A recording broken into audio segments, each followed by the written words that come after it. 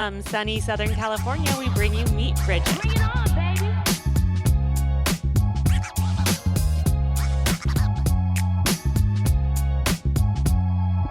Cassie Piasecki has spent over 30 years in the health and fitness industry, teaching and training over 10,000 people in Pilates, dance, and personal training.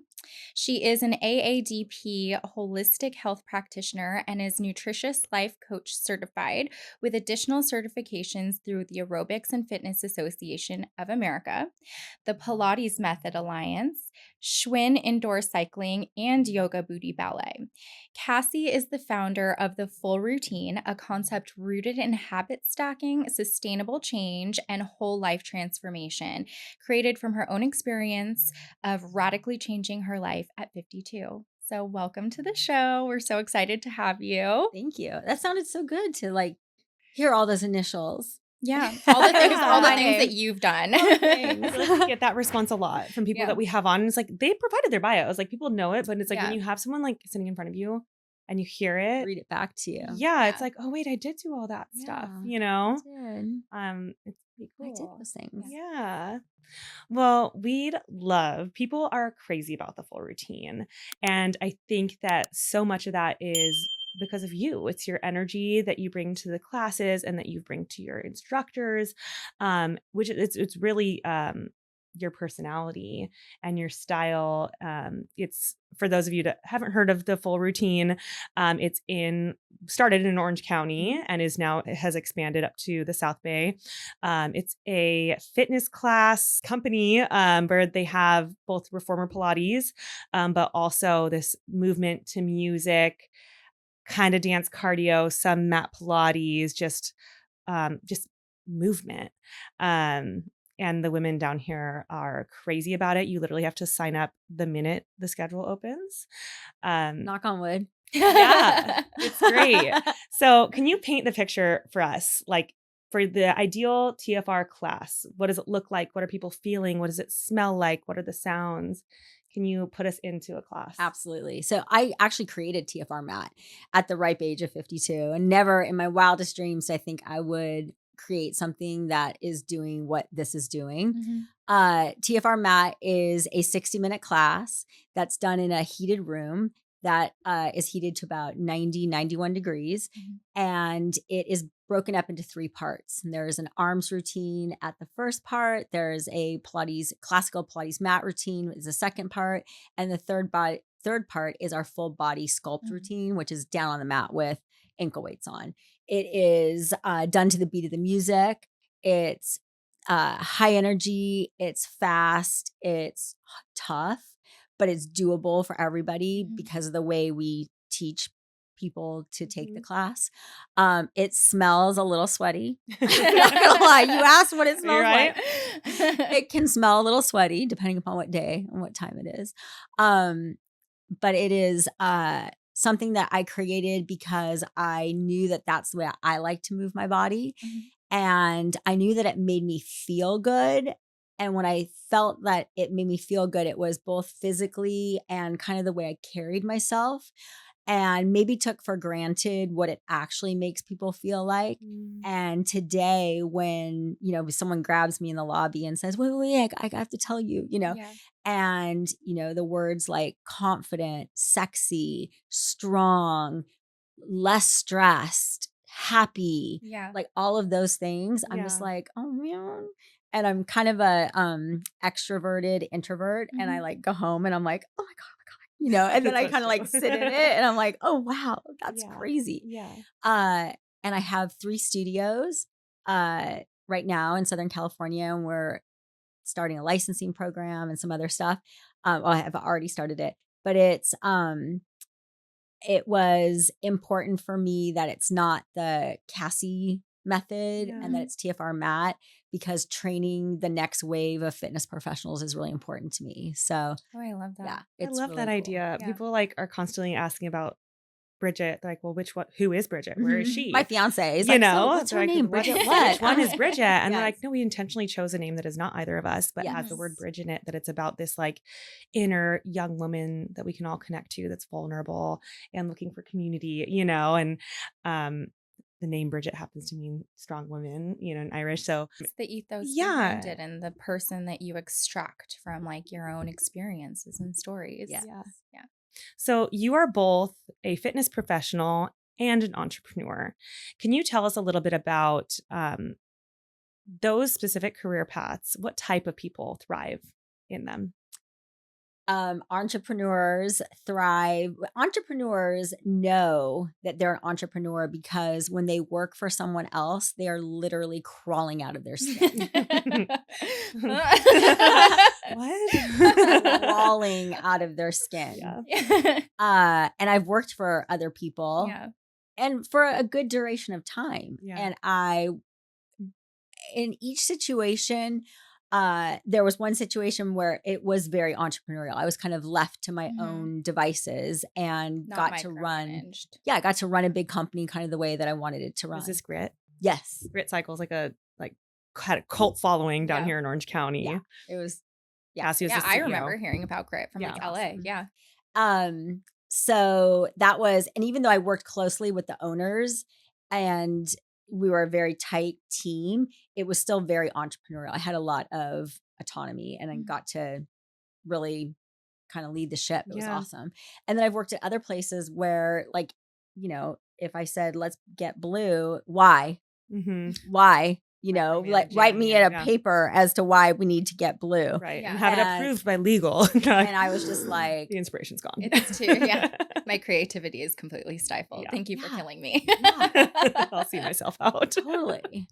So it's so entrepreneur, Yeah. Yeah. like you are, Mm-hmm. your brain is constantly thinking of ideas, and not just because you're like, let me come up with a business. Like Yeah. you'll see a glass and go, oh my God, if I engraved that and like sent it to like every floral store, like, you just Yeah. see, and it just like Opportunity comes to you. everywhere. Yeah. Mm-hmm. And then for fitness, gosh, so many people are in fitness right now Mhm. and they get into it for so many different reasons. Mm-hmm.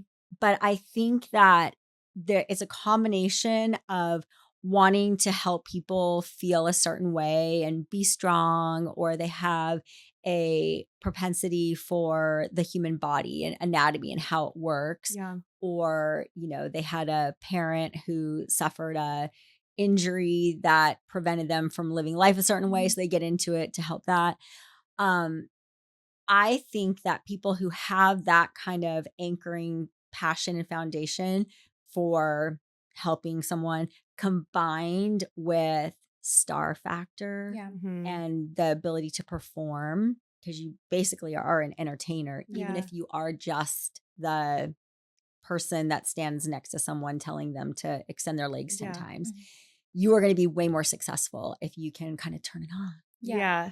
And so I think that in today's day and age of fitness and boutique fitness, you need not only that base foundation, but you also need this kind of star factor to Yeah. stand out, because there are a lot of people doing it.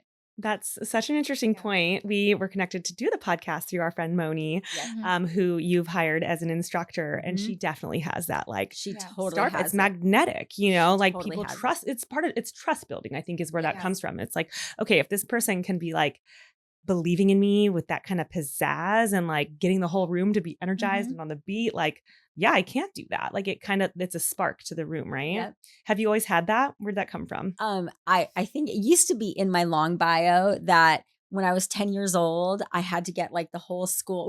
We were doing like a end of the year field day or something like Uh-huh. that. And we had a song and like the whole school was supposed to like do this little cheer, if you will, or a dance. And I was up in the front because I always had to be in front. And I turn around and look behind me and like everyone's going in a different direction. And Mhm. so I was like, no, wait. And I got everybody to go to the beat and go in the right direction. Oh, I love it. And that has always been in me. Yeah. I like how you talk about, like you said, you were an introverted extrovert, extroverted introvert. Extroverted And introvert. what I thought about was recently I read something that like there's this whole new class of people, and I guess it's just renaming the introverted extrovert to like ambiverted. Yes. And what it really is like the people who have either more emotional intelligence around like reading the room or like understanding what people need. And I feel like that's a really cool, like it sounds like that's what you're describing. It's like you probably have moments where you really go inward, but then when you're teaching the class and like turning on, that's where you're like, I need to give this energy to other people. Yeah. 100%. And it's like, I will, even to this day, even I own the place Yes. Yeah. and I get so nervous beforehand. And so I don't even look at who's in my class because I will just Yeah. get nervous. I Yeah. will, but the minute the music turns on at grid, Mhm. I used to say the minute the blue lights turn, the Yeah. house lights went down, the blue lights turn on, Yeah. I was fine. Yes. And then the minute class is over, I'm like, Goodbye, I'm running away. and like, I don't go anywhere. I Yeah. don't go out. I Yeah. like go home and I'm a homebody and very, but I can, Yeah, you can turn it tap on. into it. Yeah. I like find that so relatable. Yeah. And it's even that like that nervousness every single like we're coming here today. And Yeah. I'm like, ooh, I'm nervous. It's like right before the cameras turn on. You're Yeah, like, but then I feel like when you stay in that and you keep Mhm. finding those opportunities to let yourself feel nervous and do things that are because nerves really just mean something's really important to you. Mhm, It's all mhm. it's just a sign of your body readying itself to fight or flight, perform, do something Mhm. important. You That's all. care. That's all your heart beating. Your heart beating is like, oh, we're gonna do something important right now. Yeah. So it's like, okay, like here we are, and then you just let it go. When the music starts or something goes. I almost feel like when we've done our not performances, our like speaking or our workshops and that kind of stuff, it almost feels like opening a faucet in a way where it's like or like a channel where it's like, okay, I am giving all my energy and also taking all the energy of the room. And then it's like I almost have to like close it and go back and like, just be with myself for a little while, that it's like you have to almost like turn the charge off for a little. You have to recharge. Yeah. Actually. Yeah. Yeah. Totally. It's a big thing. And a lot of people will say, oh, I'm just like that. I'm just like, the ones that get it, get it. And then I Yeah. have friends who are like, no way. I'm like out. And I'm like, don't you need to go home right now? Yeah. What's wrong with you? Yeah, that's not me. You're like, are you? Like the people that are like the after party, and you're like, Yes. no.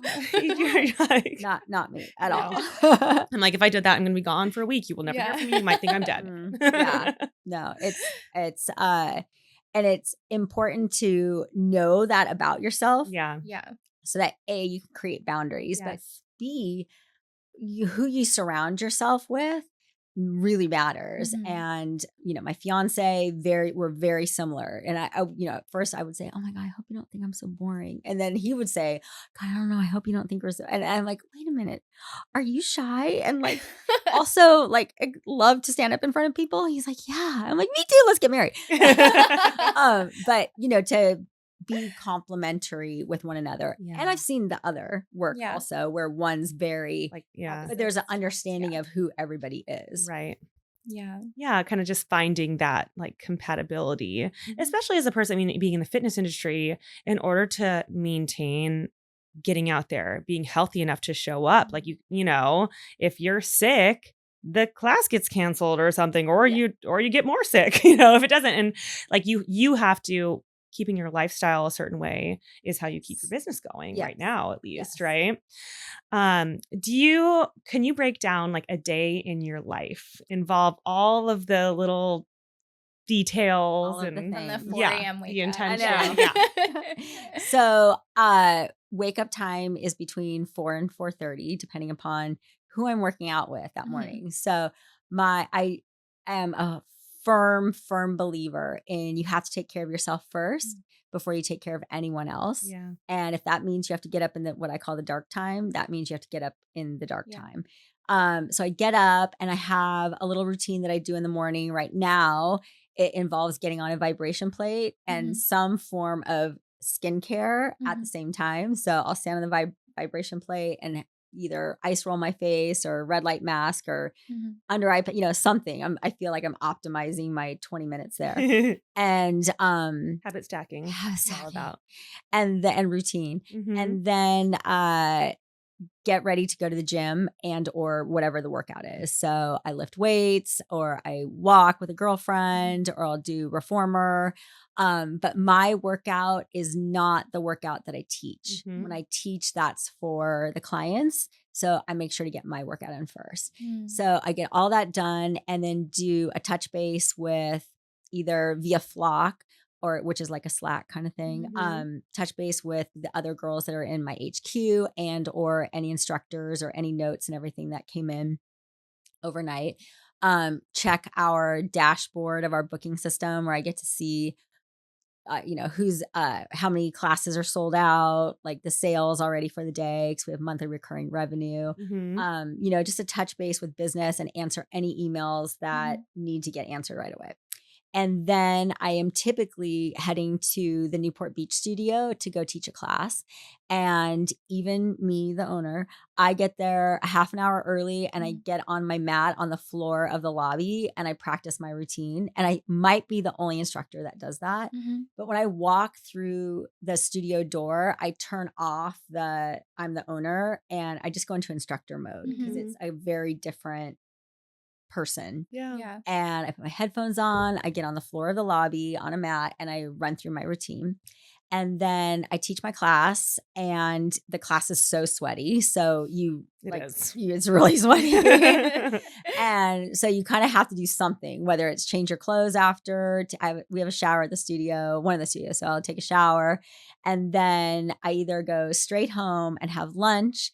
And then I'm really fortunate that I have a great rooftop where we live. So my HQ team will come over and because our office is Oh, really cool. Yeah. small, but we have space to be outside on the deck. So HQ team will come over and we'll do, everybody it's like this just non-structured thing, but each person goes around and has their list. And so whoever starts and Yeah. we just go through, do our lists and handle any and all business stuff. I have a new studio that's opening in Laguna Hills. And so usually there's Right. something that has to be Mhm. done with Laguna Hills.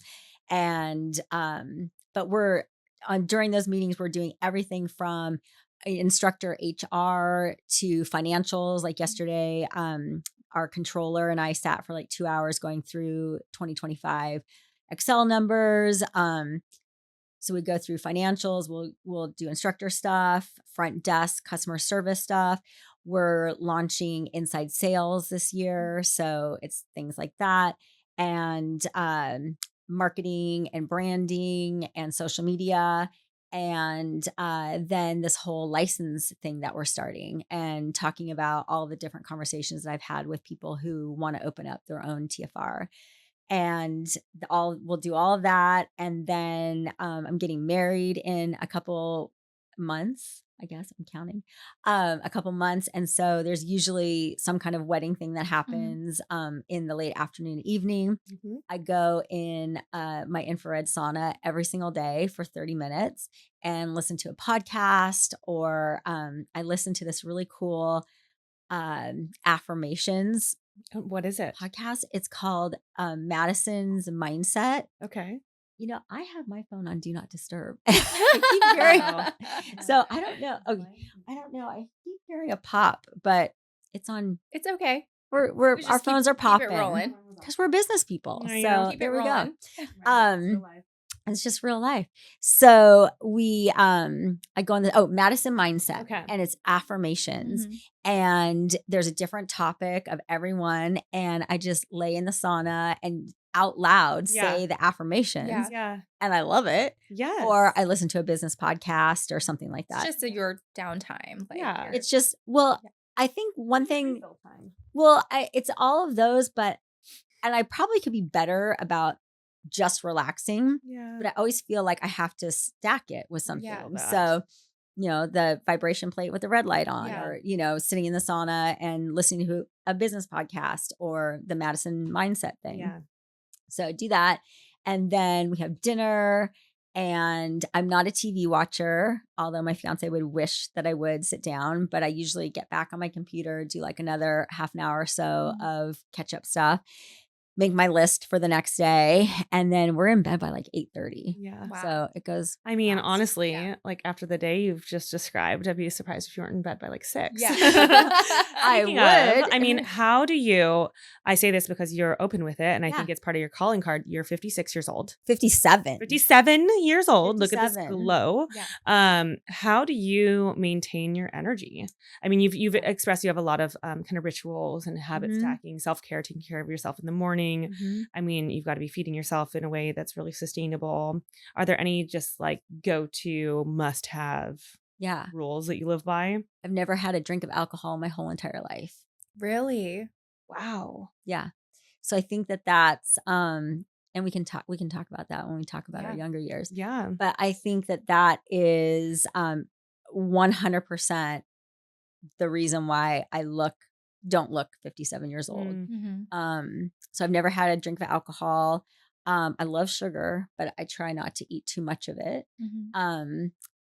And prioritize sleep, and I don't stay out late because I'm that whole introverted thing. Yeah. Yeah. It really helps. And I work out and I sweat a lot. Yeah. Sweat really does something. And the the For sauna you. is It like does. magic. I mean, whatever it's the way only you're thing that sweating, clears honestly. Yeah, sweat is a thing. Yeah. toxins And and yes, microplastics. yes, And all of the things. I'm a big sauna fan. Big sauna fan. I had a photographer tell me back in like my 20s when I was modeling, they're like just whatever you do, just find a way to sweat, break a sweat every Mhm. day. You can go Yeah. for a run, you can do yoga, you can sit in a sauna, Mhm. sweat every day, and your skin's gonna look good. I That's what you said. totally believe And it. I'm like, yeah.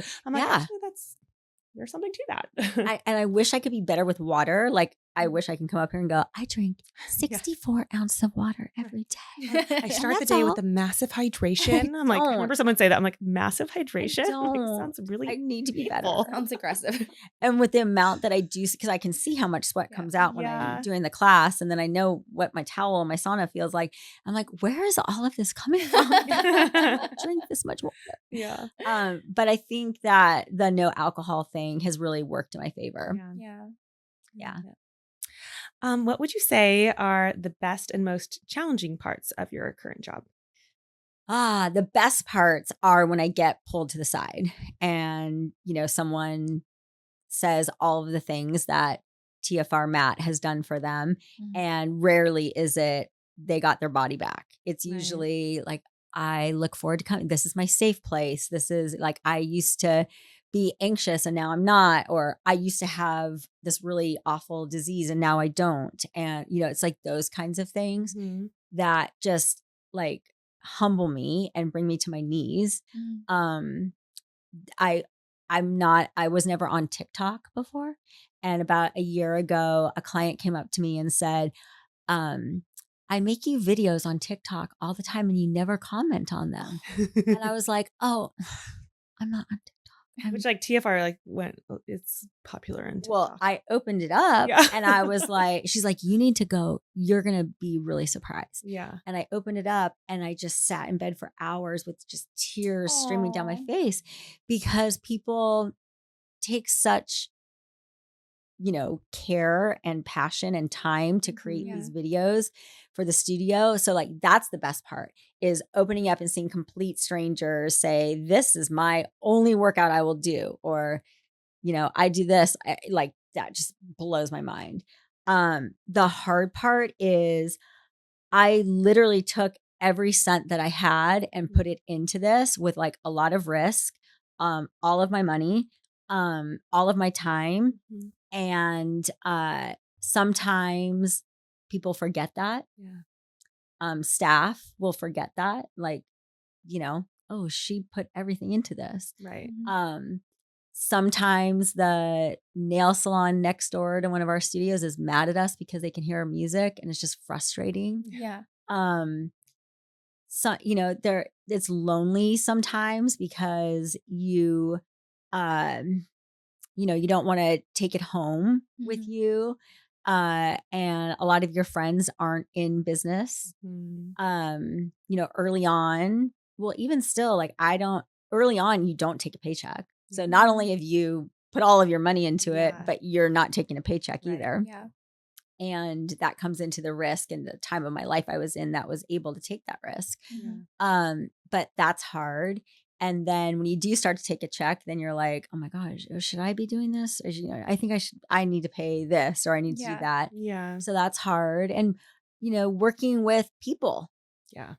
is Mhm. hard, even the best of cases, because we're all humans Mhm. and life happens and we don't always show up as our best self. Yeah. And sometimes we forget where we are and who we're doing things with. And that's hard too. Yeah. But it's when you're meant to be someplace where those hard things I don't sit and dwell on Yeah. them. Right. So just having to recall them right now, like I have to kind of think about it a little bit, because for the most part, it's pretty freaking rad. It becomes part of the context, right? It's just part of the experience of doing something that you really like, that's really important to you. Mhm. Yeah. I mean, I almost see like an analogy to like the experience of taking your class.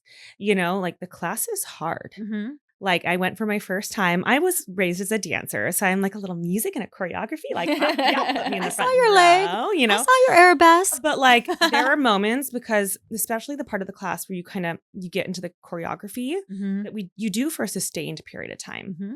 And I feel like we've had similar moments in like yoga where it's like you get into like, you're holding something for a little bit longer and you're like, your brain starts playing little tricks on you where it's like, can I do more of this? Can Yep. we? Yeah. And then it just takes this moment to just kind of like turn it off. You're like, well, I am, but the music keeps going. So I am, and I know this combination, and like, I mess up one little piece, I just pop back in. And I feel like that kind of mental fortitude is something that you're building in the classes too. And it sounds like Yeah. the way you run your business is similar, where it's like, okay, there's going to be little hiccups. You might get a little sweaty, you get a little sore here and there, maybe a Yeah. bruise from bonking your knee down a little too hard, but like That's you right. get back up and ultimately you feel good at the end. Well, we're sitting here and you have your thing, your definition over here. And in the third one, it says resilient. Mhm. And in the last 4 years, I've had a few people that I've been working with, Mhm. therapists and coaches and stuff, Mhm. and they use that as an adjective for me. Mm. And I never had attached that adjective to myself. But I can see, and it's resilience that you're building up in the class, and it's Mhm. resilience that the day to day doesn't affect you. I mean, we've had some terrible things happen and we've had some really amazing things happen, but it's the resiliency of um it's just like they happen. You're in a place of leadership, you own the company, like you have to be resilient. And it was is as you were saying that word just Yeah. stuck out right there. And I'm like, well, there it is right there. Yeah. Speaking of, if you had to describe your brand for TFR in 3 words, what would you choose for it? Mm. Strong, confident, and sexy. Love. Love that. I Yeah. noticed, so when I've the logo, so it's the full routine, but also it's like in that TFR. When I love marketing and branding, and when I see like the TFR logo, it makes me think of kind of like a Superman logo in a way. I don't Oh, know I if that like was that. intentional, but it kind of No, has superhero vibes. I love So that. look it up Yeah. afterwards. I love that. But see if you feel the same thing, because that is, I think, a lot of women that experience the class. That's how they walk out, standing a little taller and a little more Mhm. capable, and Mhm. ready to take on whatever comes next in their day. Yeah, I love that. I didn't see that. Yeah, So there you I'm go. gonna look Take for it. it. Speaking of confidence, what like you come across as very confident, you carry yourself really well, you know exactly, what your mission is and what you're building. What would something like is there something that people might be surprised to learn about, like your journey to confidence, or just how you develop that for yourself in your day to day? I think the fact that I get to do what I really like to Mhm. do and know how to do it, I don't view it as confidence, or then I didn't view it as Mhm. confident. Now I can go, well, yeah, I'm confident because I know exactly what I'm doing. Yeah. So being able to do something that I really love and know, and it's like in my center of my body, Mm. that it's like a non-negotiable. Like it's when I do it, it just Yeah. you just do it. And so that's one level of confidence. And for as insecure as I am, because I'm highly insecure, it's gotten better with age, because whether through experience or through knowledge and understanding and a lot of therapy, uh, and maturity, you start to, uh, my confidence went up when I stopped worrying so much Mhm. about what someone thought or what someone was going to say or what someone might take from me. Mhm. And that helped me to be more confident, or confidence was a result Mm. Yeah. of that. I'm not going to say it helped me, but Yeah. when you erase the fear of, or worry about, what you're left with Yeah. is I think that's confidence. so It's beautiful, beautiful. like confidence as a result, because I feel like we're told when we're young to like be confident. Be confident Mhm. and then you can go on stage. Be confident and then you can ace the test. Be confident you can play the sport. And like it's just this nebulous like, well, where do I get that? Who Yeah. can give Yeah. it to me? And Where's really the like torch? yeah, like the etymology of confidence comes down to self-trust. That's all it is. Mhm. So it's like Yes. whatever it takes to just trust yourself, which is usually like after you have a win or something in your life aligns with your intention for it, and then you feel that match, it's like then you trust yourself, right? Like, or a commitment you made and then you do the commitment. It's like that establishes trust with yourself. So you get that Does. the result is confidence, not the motivation. Yeah. Makes sense. But even go back, because how old are your kids? 3 and 5. Okay. So you probably see them Mm, very confident in themselves. yeah. So I think I have a 30-year-old, almost 31-year-old daughter. And that was one confident kid Yeah. until Mm. someone takes the Mhm. confidence away from them. Whether it's an innocent put down, a let Yeah. down, didn't get Being chosen included to for what, something or being told you're crazy, you're weird Yeah. because you yeah. were singing at the top of your lungs. So Yeah. it's when someone takes that away from you, then that becomes okay, now you have to learn how to get it back. And so we're Yeah. asking these young kids to just be confident, but they just got it stripped from them. Right. Yeah. They don't know how to get it back. And it happens to all of us. Yeah. Yeah. Even, the best of the best. It Yeah. happens to all of us. Well, I love how you describe, that your confidence is something that you have built up over time, and that you have said, like, you're not naturally, like, necessarily a confident person or an outgoing person, but Mhm. the TFR mat method is something that you describe as the way that you feel best moving in your body. Mhm. And I'd love to hear a little bit more about, like, because you've had such range in the fitness industry and in your experiences, how you learned what feels best to you and like how you developed that specific routine. Yeah. Everybody moves different, Mhm. and everybody likes a different form of exercise. Yeah. So for me, and you can relate because you're a dancer. Were you ever a Mhm. dancer? I danced a little bit in high Okay. school. Yep. So doing something to the beat of the music Mhm. tickles something in my brain, kind of like ASMR would Yeah. for some people, I think. Totally. So one, just being able to move to the beat of of Mhm. music Mhm. is the start of it. Yeah. Um, Sweating, even people who don't like to sweat, when they do sweat, they're like, oh, Yeah. well, I'm meant for there's a this. shift You feel in my, cleansed. there's a Yeah. shift This is in supposed to here. happen. Yes. So the heat, the warmth, the sweat as a Mhm. result, seeing the sweat on my body, seeing the sweat on the floor, on the Yeah. mat, on the towel is very gratifying. But the actual movement I created because I liked a certain style of physique, Mhm. strong shoulders, strong arms. So there's a whole section devoted to that Mhm. helps sculpt, not Mhm. necessarily put on muscle in an area, but sculpt the muscle that you Mhm. do have. And then I'm a classically trained Pilates Mhm. instructor. And so me and Joseph Pilates go way back. Mhm. And being able to put a component of classical mat exercises into the middle of the class Mhm. as a nod to Joseph, but also because they are so effective for building a strong core, which Yeah. is what carries us all throughout the day. Yeah. That Yeah. stand up, put things up overhead, whatever it is.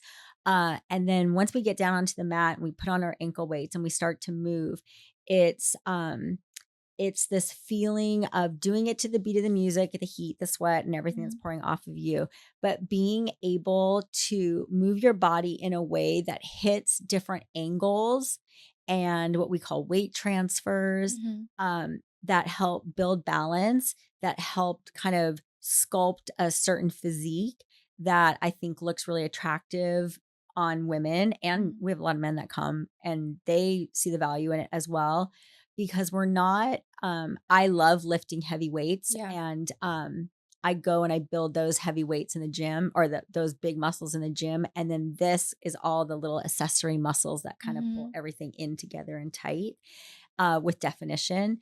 And it felt good to twist in a different direction, Yeah. to come into back extension, to get my leg up past my hip. Yeah. When so much of the workouts that I did prior were running and cycling and very straightforward Mm. in the frontal plane. And TFR mat moves the body in all the Everything, different yeah. planes that our bodies can move in.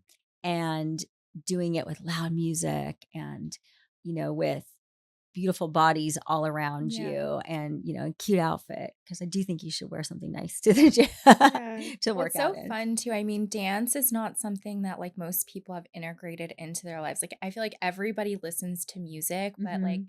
how often are you actually just like moving your body to like a beat that you enjoy? And Yeah. it's like when I see videos of your classes, specifically the mat classes, they like evoke so much joy and fun. And I feel Yes. like that's such a big part of the movement. It's just Yeah. like getting your body into that place where like the stress is released, the sweat's being poured out of you, Yeah. and Yeah. like, And doing it in community. I yes. think that the cool thing is like, I walked in the studio and there's most of the bodies are very fit, but there's all different sizes and heights and Mhm. colors Yeah. and, things going on. And not everybody's movement is going to be the same, but Mhm. it's all, you know, works together. Everyone's like intention is the same set of Mhm. movements and feelings and beat. And I think there's something so, I mean, our community, I feel like a big part of what we're doing is like, let's take women that are successful in all different careers and a stay-at-home mom and, Mhm. like the dentist down the street and the celebrity. And let's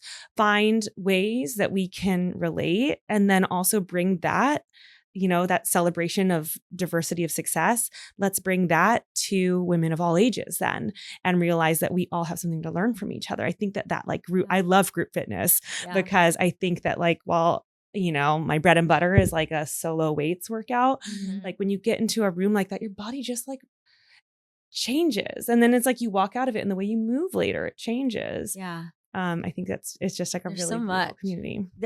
and that group fitness aspect of seeing people because you start to see the same people Yeah. over and over and Mhm. there's a unspoken accountability. Mm-hmm. And one thing that happened at the full routine that still blows my mind almost every day is just a core group of women that became friends.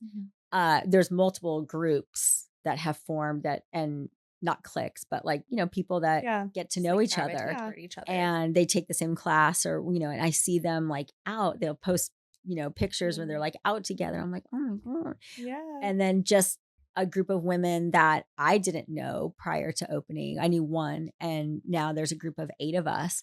And so, part of my story is like I've never had like a ton of girlfriends. Mm. And over the last 3 or 4 years, I've really come to learn the importance of having a group of girlfriends. Mhm. Mm-hmm. And that we're all met there and I see them rooting for each other, helping each other, and it just like blows my mind because Yeah. I'm like, whoa, it's all big foreign concept to me. Yeah. And yeah, there's so much. Even just when you were saying about everybody moving together, there today, I came to a stop. Just I look up and I'll say, "Show me," because I just want to see if everyone's doing. Mhm. If I need to, modify something or Yeah. say. And I looked up and at the time, everybody angled and shot their leg up behind them, like the whole entire class. And I got that 10-year-old feeling Mm, of, seeing Yeah. everybody move. And I'm like, damn, that's so good. It looks yeah. so good. Yeah. And I get to teach other instructors how to do it. So I don't have to teach all the classes. Mhm. And like that's like, and they're all so amazing. Yeah, it does a lot. So you have, I mean, I love that you shared both that, the full routine is self-funded. Hmm. And I think people see a beautiful brand and a popular class and they're like, oh, they almost like desensitize. They're like, oh, that person must be making a ton of money off Hmm. this and like not be, they must have an easy life now that they did something successful. Hmm. You mentioned that. And you also mentioned you're like, I'm insecure. And Yes. I stifled not a giggle, but almost like Yeah. a thank you for saying that Yes. because I think it's so important, especially for those younger than us to hear that it's like, you know, someone that has created the community that you've created and have gotten to this point in your life that you're really doing something right out of your heart. Hmm. Insecurity is still a thing. It's a thing. And I almost wonder if part of that, like even acknowledging like the self-awareness of like I am insecure is what makes other people see self-esteem in you. That it's like the self-awareness is actually Yeah. what is inspiring to people. And the self-awareness is of the Yeah. insecurity. Yeah. I don't know. Like I think that because I keep to myself so much Mhm. that people probably either feel like they don't know me and or I might think I'm standoffish because I just don't come around. Like I teach my class and I go. Mhm. Yeah. But then when people get to know me and they see how like goofy I am and kind of silly and immature, but then also the insecurity part will come Mhm. out. Like they'll hear me say something, but again, especially in the last 3 to 4 years, I've really shed so much of that, Mhm. and I don't think I could have done that Yeah. at 35 or 25 because that's not how we're supposed to be, Yeah. Yeah. and even those that walk around and go, yeah, like I don't care about anything that anybody says, they probably do. Yeah, you're like, Mm, "Really? What's Yeah. wrong with but you?" yeah, but through maturity and lots of therapy again, you do learn to, if you want, how to get away from that. Yeah. But yes, self-funded. I'm almost stubborn about that, Mhm. to probably shooting myself in the foot a little bit, as far as not being able to grow as fast as I would like. And today we're super self-funded and I'm very vocal about that with my team as well. And I'm very transparent about a lot of things, almost everything with my team. Because I want them to have full understanding of the business and who they're working with and what we're Mhm. doing. And as we grow, and if I ever take on funding, though, they would be the first to know. But we're definitely not growing as fast as we could because I'm so adamant of doing it self-funded. But it's coming from stubbornness. Yeah. It really is coming from stubbornness that I am insecure enough to worry that other people would think, oh, she's just, she's got it good, or she Mhm. got this, or she got that, and I don't want anybody to think that. Yeah. So my way of doing that is like grow slow. Yeah, oh, I'm gonna Yeah. pay for all of it myself. Don't worry. I know. I mean, we can I relate to can, that yeah. in a lot of ways.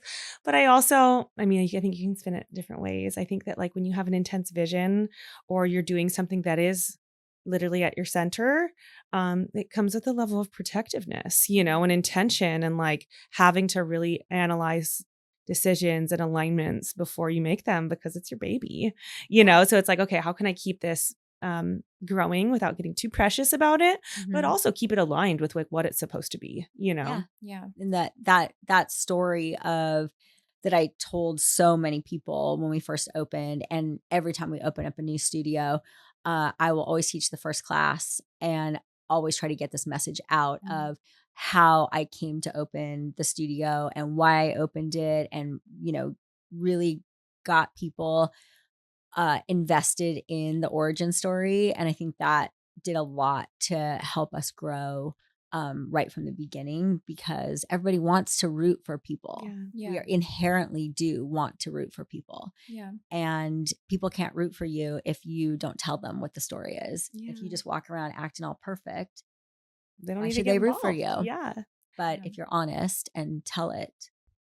So the fitness industry, I mean, every class is like a micro transformation, and the consistency of going to classes and taking care of yourself creates these macro transformations. Mhm. How do you feel the most major transformation has occurred in your life? Because I got tired of the way things were, so I made a change. Yeah. Tell us about that moment. Well, at 57, you have a lot of Yeah. transformations, but probably the most recent one was I got divorced after being married for 29 years, Wow. and I was 52-ish when it started. And it was my decision to end the marriage. And most women at 52 in Newport Beach don't make that decision. And Newport Beach is expensive place to live. Yeah. Um, at 52, if when you're walking away, you have to, get a job. And a lot of women at 52 either don't want to get a job or too humiliated to go get a job, or, whatever it is. Um, and my freedom was really important to me. So I left with basically nothing after being married for almost 30 years. And it was the best thing I could have ever done.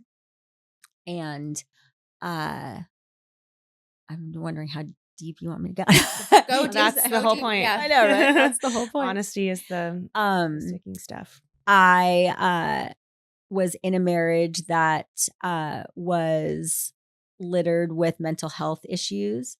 And I just kept saying, everybody has their something, and you took a vow, and this is your something. And you just have to handle it. And after many years of being told, you're crazy, Cassie, you're crazy, you're crazy, you're crazy. And one day I just decided, I'm Not crazy. not crazy, and this is done. And I left, and I knew that this was going to happen. And so I was working, and was I liked the company that I was working for, and it provided me some stability, but like I left a beautiful home in Newport Beach, California, and I moved to a teeny tiny little 1-bedroom apartment that was probably double the size of this room, maybe triple the size of this room. I mean, this is a pretty small room. My bedroom was this size. Right. And at 52, that's different. Starting over, yeah. And my daughter at the time was 20, mid to late 20s, and she didn't understand even at that age. Right. And yeah, that was rough. But I made this when I was preparing to leave the marriage. I made this list of these things that I wanted to do. And it was everything from, buy yourself a piece of jewelry to go on a trip, buy nice furniture. Because most people, when they move to an apartment, buy IKEA furniture, and there's nothing wrong with IKEA furniture, Right. but I wanted something nicer. Yeah. I didn't want to do that. And another one was go someplace to learn how to be the next best version of yourself.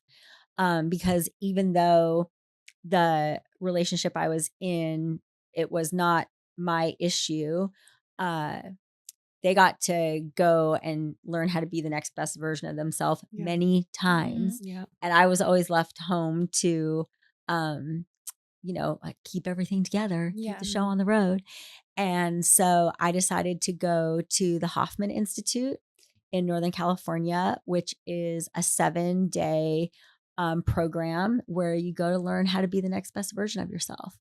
And it was, it totally transformed me to my core, and like cells in my body were different. And that's where I was able to shed a lot of the living out of fear, obligation, and anxiety, and know that was something I had to do for many years, but I did not have to do it anymore. Yeah. And when you shift from living out of fear, anxiety, and obligation, you are a completely different person, Yeah. no matter what you think.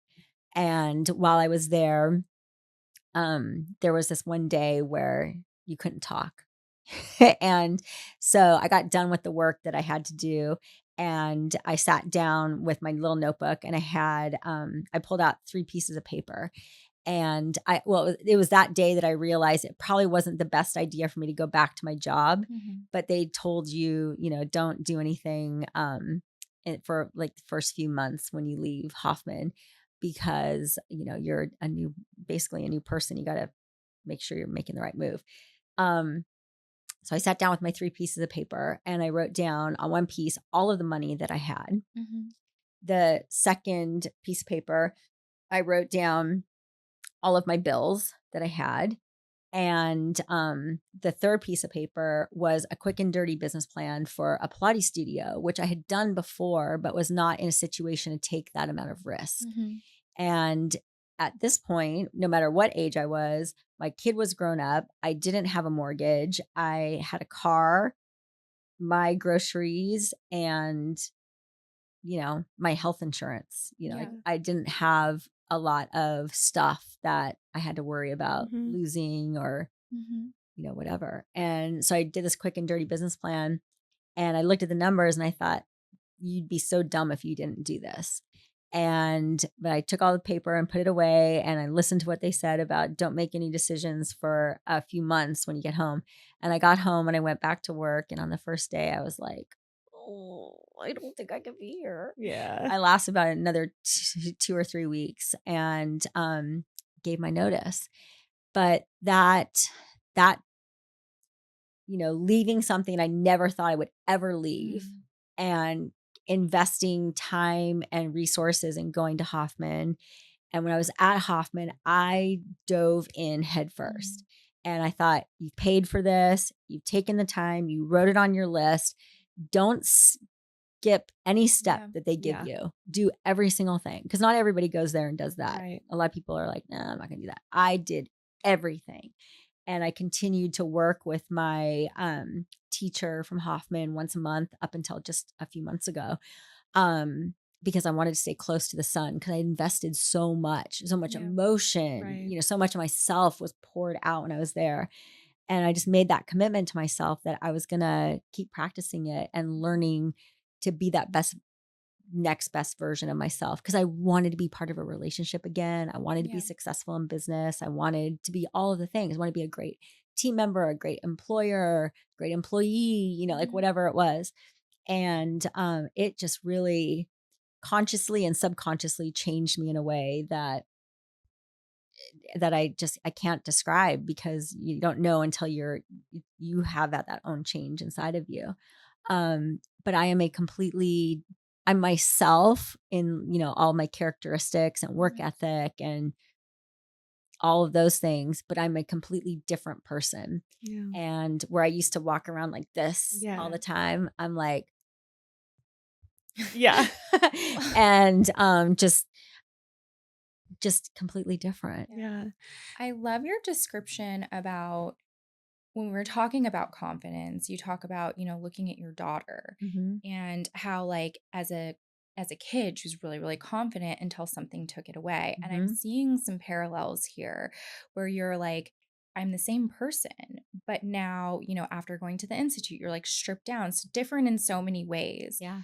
Are there, like, can you take us back a little bit and Yeah. tell us a little bit more about you as a child and as a young teen, and like what qualities you had then? Like, were you a confident kid then? And, did you have formative experiences that might have like shifted the way that you, Yeah. saw yourself? Yeah.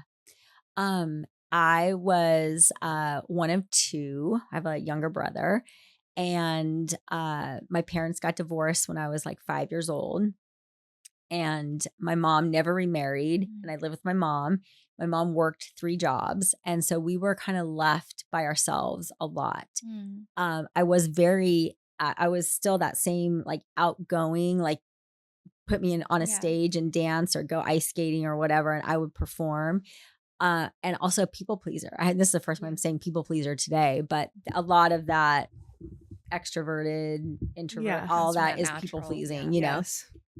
So I was a people pleaser because I wanted to be easy for my mom Mm. and make my dad happy. So I Yeah. was great in school. All my teachers loved me. I was Yeah. such a good student. I was never got into any trouble. You know, that's where my parents said to me, "You're not allowed to drink till you're 21." And Mhm. I listened. You're like, okay. Wow. Like, yeah, Oh, I trust that's you. the I rule. believe you. Yep. Okay. That's the rule. I'll Yeah. stick with it. Uh so I was a people pleasing rule follower, don't make Mhm. waves, do everything Mhm. perfectly, Yeah. be a perfectionist. And but I love to dance, I love to cheerlead, I love to ice skate, anything that had music and movement. I loved it. I wasn't the most healthiest. Mm. And my brother and I grew up on Lay's potato chips and sour cream and onion dip and Coke. You know, because Mhm. my Yeah. mom was working 3 jobs, so in Yeah. between the 2, she'd go, "Here you go." Yeah. Mhm. And, uh, you know, so I wasn't like you wouldn't be like the healthiest, but anything that I could do to dance and move, I loved. Mhm. I loved going over to my best friend's house and doing her hair. I thought for sure I was going to be a hairstylist because I loved doing her hair, braid, curl, redo it over and over and over again. And my aunt was a hairstylist and my grandfather was a hairstylist. And I thought, that's what I'm going to do. That's what Yeah. I'm going to do. But I went to, all through school was so good, so good. But my parents my dad was too busy doing his life and getting married again and all those things to direct me Mm. to go to college or do anything. My mom was just too busy working. I mean, she was Yeah. 3 jobs and never went past high school. So no one pointed me into the direction of college. Right. And we had this rule we were just talking about the other day. I wasn't allowed to make left-hand turns driving because making a left-hand turn is dangerous. It is Mhm. dangerous. Yeah. But when I graduated high school, no one ever said to me, go take the SAT. No Right. one ever said, go apply to a college. No one said anything. Yeah. And here I was, this like perfect straight A student Yeah. all Such through school. Like I potential. could have Wow. gone anywhere, done anything. But no one did. And so I just figured, I guess better go to junior college, Mm. but I'm going to have to make a left-hand turn to Yeah. get there. Do I sign up? I don't know because I'm a people pleaser Yeah. rule follower. Right. But I did sign up and I just started driving there. And no one ever asked me, did you make a left turn to get to school? But a crazy thing happened. And when I was 18, I was dating this guy. And we went out shortly after we started dating on Halloween. And we were driving home and he fell asleep at the wheel. Oh no, that's I terrifying. know. And we went off of a cliff Oh my gosh. and we went end over end in a truck. And I broke my back and was in the hospital for quite some time and then in a back brace at home for about Wow. 6 months. And so I had to drop Wow. out of junior college and never went back. And I ended up marrying him. He was my first Wow. husband. I know. We got married when we were 20 years old. And because, I got insurance money and I should pay for that wedding. Trauma bond. Like, Literally. So we got married and he was an entrepreneur and we we had his business and we were 20 yeah. Yeah. and we left. I grew up in Malibu and Thousand Oaks and we left there and we came to Orange County. That's how I ended up in Orange County. We were married for a year and a half. And and that's when I started doing fitness, like taking fitness, Wow. and then Mhm. eventually started teaching when I was 21. Was that a part of like your rehabilitation from your back No, injury, or it was it something just that you were drawn aerobics. to? Remember, I'm Yeah. 57. So aerobics were hot, Yeah. Yeah. thong, Oh, yeah, leotards, my mom. belts, leg warmers. In the house, she'd be like doing Jane Fonda with like the thong Totally. leotard Yeah. with the leggings under it. Totally. So I got into fitness first as a, doer of, Yeah. and then started teaching from there. But even to this day, those like people pleasing things with my dad, Yeah. I repaired a lot of it at Hoffman. Mhm. But I just took my fiance to go meet my dad last weekend, and I was still like super nervous. Yeah. Wow. And like, That made little sure my inner hair child looked like that. good and made, Yeah. Yeah. looked a certain way because I know that that's his thing. Yeah. And those things stay with you. Yeah. Mhm. They That definitely really stay with that you. like young version of ourselves. It Totally. sounds like Hoffman for you almost like took away a lot of the details that life kind of just the luggage we start carrying around, right? And Yep. then you almost are able to like tap back into this like Yeah. young version of yourself, almost like that. Yes. It's beliefs. Yeah. It took away beliefs that you Mm, believe about yourself Mhm. yeah. or experiences. They call it patterns. Yeah. So, patterns that you've developed based on your experience watching someone else deal with something, Yeah. adopting those patterns. So, yeah, but those, even though I could, someone could paint a picture of what that childhood looked like and would think like that was lonely, that Mhm. was, you know, had a lot of misdirection, um, didn't maximize her potential, all of the things. It was not like an unhappy No. Yeah. childhood, Yeah. but it was, there were things that were not cool that I wouldn't, that Yeah. but all of us, All of us have a little Yeah. bit of have stuff. something. Everybody has their Yeah. something.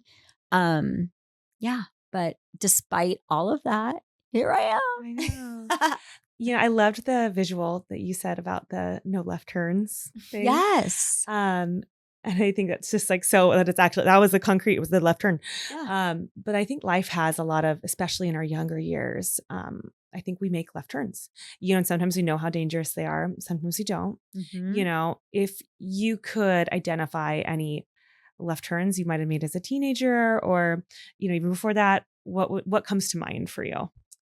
Left turns for me are taking risks that a lot of people don't recommend Mm. taking. So, especially when you have parents that parent you out of fear.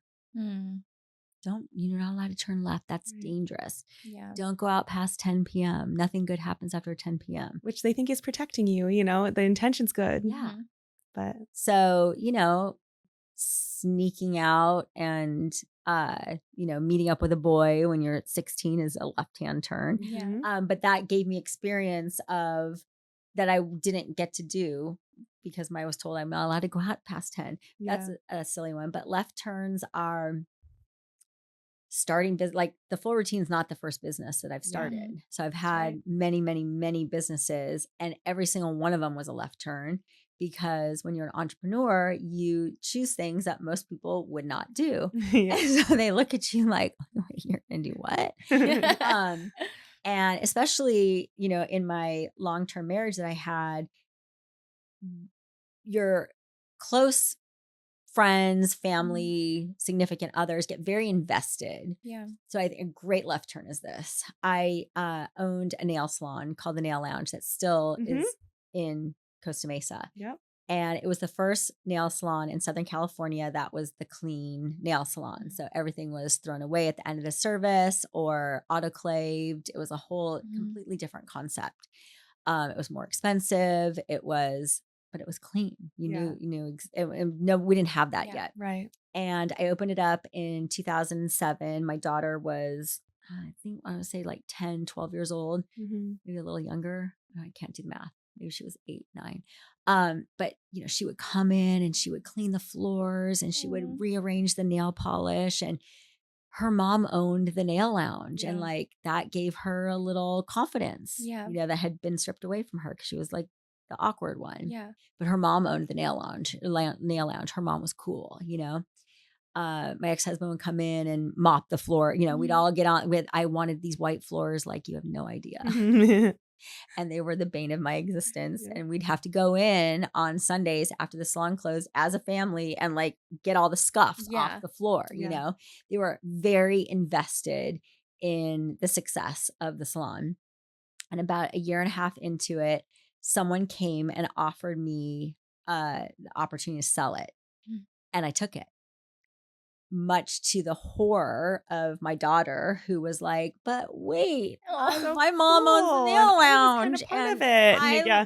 like doing and my ex-husband, who was like, "I clean those fucking floors for you. Yeah. What do Yeah. you mean you're selling it?" Yeah. Like, and I just like, "Nope, Yeah. this is it." Because when Yeah. you're an entrepreneur, you're just like, "Oh, Yeah. oh, Okay. Yep. yep, There's this space is for new it. ideas. Let's Cool. go. Yeah. Like, this is Yeah. over. Like, peace out, Yeah. and on my terms, and like, here Yeah. we go." And it was totally the right move because we went into the recession in 2008, Wow. and it Yeah. was like, right, I sold it like at the beginning of the recession, and it was absolutely the right move. But in the moment, like, I just heartbroken for, my daughter was Yeah. just shattered, Yeah. and my ex-husband was mad. And I can see it now. I totally understand, because it was like, we're all doing this. Come on, let's go. Yeah. Come on, let's Yeah. It's a go. We're all unifying in, thing. Yeah. okay, I'm working. It's great. I sold it. Can we go on vacation now? Yeah. Anyone? So, like, Yeah. that's a left turn. Yeah. Yeah. But instinctively, I knew, Yes. like, this is a great opportunity. Don't let it go. And Mhm. something's telling you to take it, do it. That's left turn. I had many of those as it pertains to entrepreneurialism, and adaptability and resilience. Mhm. Working at Grit Mhm. all through COVID, and all things that happened in 2020, in the fitness studio and in the world, just like Mhm. really was uh, overwhelmingly heavy. Yeah. And being able to pivot or take that left hand turn when Mhm. you've got a whole company and 7 studios, and you know the government shuts you down, Yeah. it's like, okay, here we go. Yeah. Okay, what you're going to do? What? Yeah, that's what we're going to do. And now we're going to do this. Oh, and by the way, it's not working out for me anymore. I'm quitting. And left Grit because it was not aligned with me anymore. Yeah. Mhm. And again, family looking at me like, wait a minute, like, you bleed Grit blue. You're doing what? Yeah. Today? This was your You're quitting identity. today? Now? Coming with you to go get a bike? Yep, now. And I've kind of always done that. Yeah. And I can see where it has benefited me, and I can Mhm. also see where it blindsides people. Mm. And I want to be better. I have to be better about that. Um and then obviously getting divorced is a massive left turn, where everybody was like, "Oh, wait, you're doing what? Yeah. How are you going to live? Where are you going to live? How are you going to pay your rent? Yeah. You're renting? Where are you Yeah. parking your car?" All these like loaded All questions. these things. I'm like, Loaded. where are You're you like, going to go yeah, I grocery made this shopping? decision already. It's happening. Happening. Yeah. So a lot of left turns. You mentioned, obviously what you do is very physical, and you mentioned, you've always loved moving your body, but obviously you've made like a lot of health changes. A big hot topic for especially our teen girls, but really for all women, is body image Mhm. and self-image, and those thoughts. Can you take us into kind of your journey with body image, where Yeah. it started and where it's gone? I sound really repetitive when I say I'm 57. Yeah. We've done this, but I'm 57. I've lived through like every diet phase that's Yeah. Yeah. out Oh there. yeah. And on this side of it, I will tell anybody of any age, like, we are women. Mhm. We have hormones, Mhm. and we have seasons and stages of life where our bodies are supposed to do certain things. Mhm. And in order to do them, our hormones have to fluctuate, our calorie intake has to fluctuate, our energy expenditure has to fluctuate, our rest time has to increase versus our active time, to allow the functions that our bodies are meant to do to occur. Yeah. Mhm. And we may not always look the way that we want, that we think we're supposed to look, Right. based on Mhm. whatever outside influence is telling you to.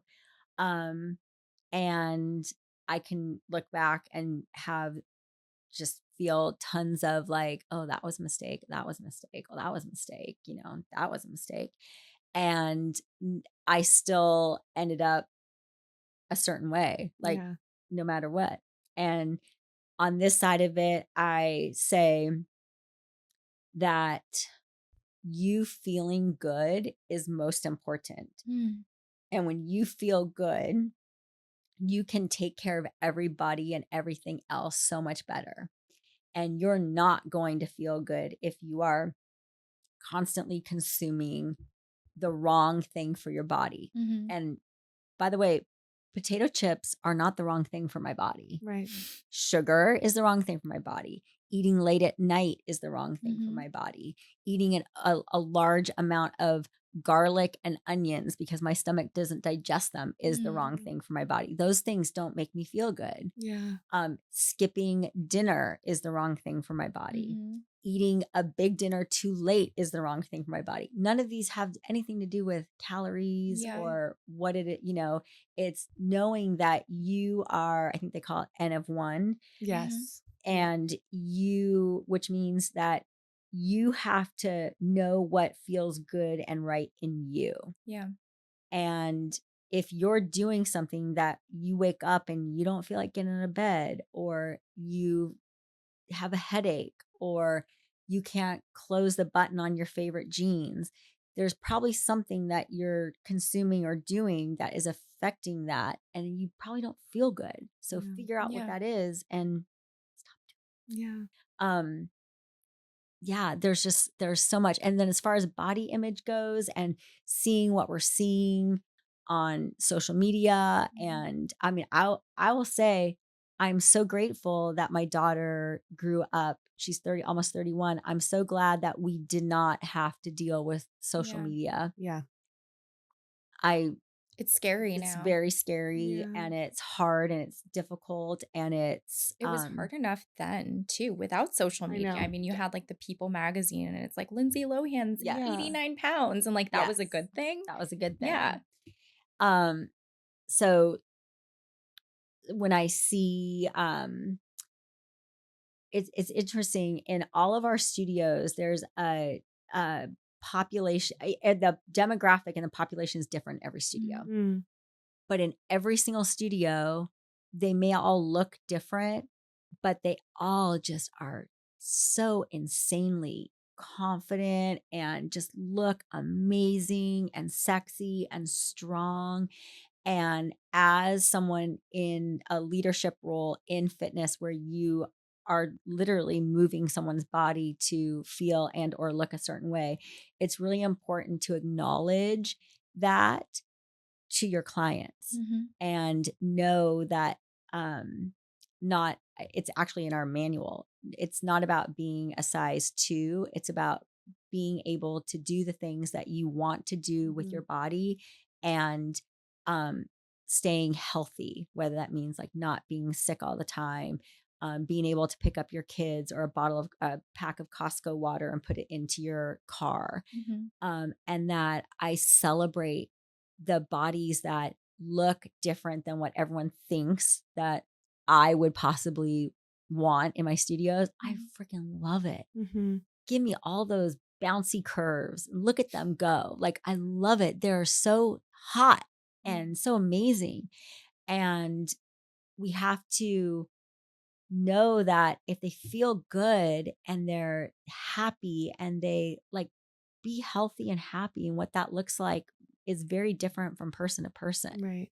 And also acknowledging we're going to go through those stages and seasons, and our bodies Yeah. are going to be different. Yeah. I used to freak out. My daughter would get sick and I couldn't go to the gym again, put her in the childcare. Oh my God, I'm going to miss a work, Yeah. and now I look back and I'm like, oh my God, please, Cassie, that was so bad. Yeah. So we're all going to, Yeah. make mistakes. We all do the best we can, But I love in the our like way, but yeah. individualization kind of aspect that you're talking about. That it's like you Yeah. are one of one, that it's, everyone's looking for, I want the guide and the 10 things I can do to look Mhm. hot for the new year. And it's like, okay, sit down. When you eat that, how do you feel? When you move that way, Mhm. how do you feel? You Yeah. haven't rested. How do you feel? Like continuously, without obsessing, having an awareness, without Mhm. critique, without attacking, without, having, I got to fix that, but just kind of Mhm. being like, I am a living, breathing Mhm. human miracle, Mhm. and Mhm. my body's telling me things if I can listen, Yeah. Yeah. I think that's such like amazing evolution to get to, especially in a fitness industry where, so much of it is marketed to us to like get to this goal, which goals are great, and productive, and we want to be strong and fit. But I think that having that be the way you're operating, I think is really cool. I think what you just said too about being mindful. Yeah. And, I see a lot of young women get into the I don't feel good 90% of the time. And then they're looking for a quick fix to get them out of it. And if they could learn what I've learned, but this is all through the process of maturing through it. But, taking responsibility for what you're doing. If it doesn't feel good and you don't like it, you have to be a grown up. You have big girl panties. You have the opportunity to change it. The opportunity to change it. It's you have agency, and options and choices that are yours to make, and no one can really make them for you. As much as it might seem easier for that situation to arrive. It's just not quick fixes aren't sustainable. I mean, no, but we all have to learn that. Our own way. Yeah. Through failing, honestly, most of the time is the best way to learn it. So, and I feel like our community is really, big on that and highlighting those moments, because those are the things that like we learn them and they stay in our body, and that's what we move forward with. It's like, well, I'm not going to do that again, And we might, but we'll know a little bit more, We usually round out our interviews with kind of the same theme. So I've got 2 more questions for you. One, when you think of your teen years, what is the first sensory memory that comes to mind? What was the space, the smells, the sounds, the feeling? I grew up in Malibu, and I got to spend time at the beach outside in the sun. And so bikini, little, 10 years old, little bikini on the beach, in the sun, warm, playing in the water. That's beautiful. I can smell the copper tone. Yes, for sure. And then do you want to do our final? Yeah. So we always end with one question for all of our guests. And it's, what is one quality that you had as a teen or even a young girl that you might not have appreciated or even liked about yourself then, that you have maintained through your adulthood and that you really value now?